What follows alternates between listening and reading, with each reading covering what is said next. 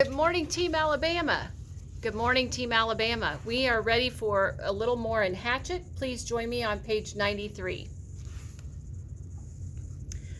Up from the water to a small pile of sand, then back down into the water, some animal.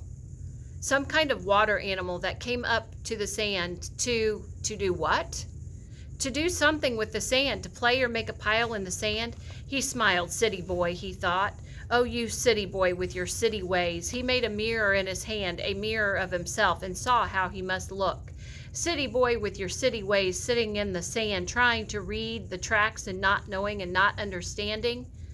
Why would anything wild come up from the water to play in the sand? Not that way. Animals weren't that way. They don't waste time that way.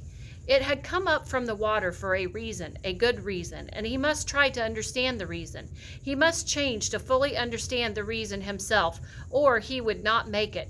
It had come up from the water for a reason, and the reason he thought squatting. The reason had to do with the pile of sand.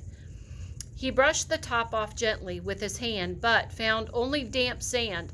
Still, there must be a reason, and he carefully kept scraping and digging until around 4 inches down he suddenly came into a small chamber in the cool damp sand, and there lay eggs. Many eggs, almost perfectly round eggs, the size of table tennis balls. And he laughed, and then because he knew it had been a turtle. He had seen a show on television about sea turtles that came up onto beaches and laid their eggs in the sand. There must be freshwater lake turtles that did the same, maybe snapping turtles. He had heard of snapping turtles. They became fairly large, he thought. It must have been a snapper that came up in the night when he heard the noise that awakened him. She must have come then and laid the eggs. Food!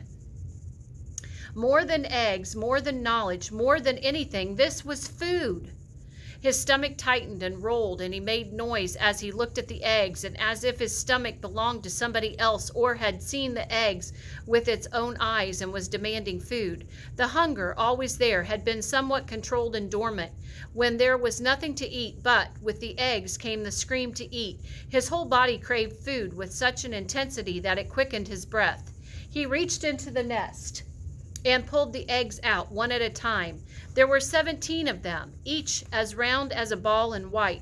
They had leathery shells that gave instead of breaking when he squeezed them, and when he had them heaped in the sand in a pyramid, he had never felt so rich somehow. He suddenly realized that he did not know how to eat them. He had a fire, but no way to cook them, no container, and he had never thought of eating a raw egg. He had an uncle named Carter, his father's brother, who always put an egg in a glass of milk and drank it in the morning.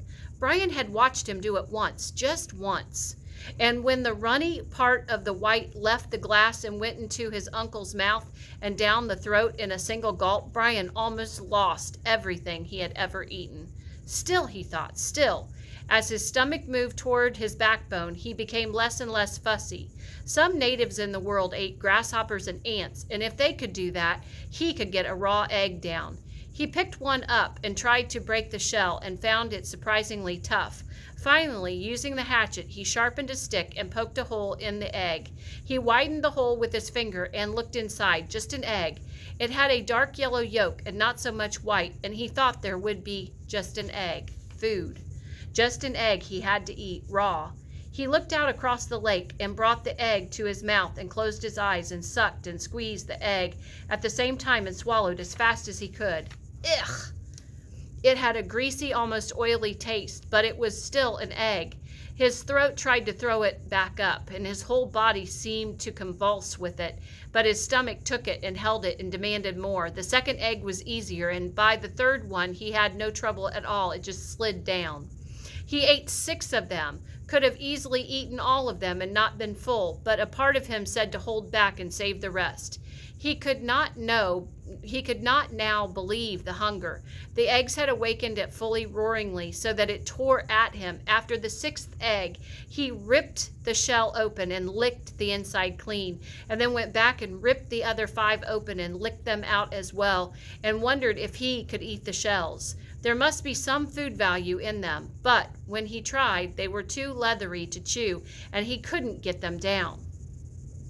He stood away from the eggs for a moment, literally stood, and turned away so that he could not see them. If he looked at them, he would have to eat more.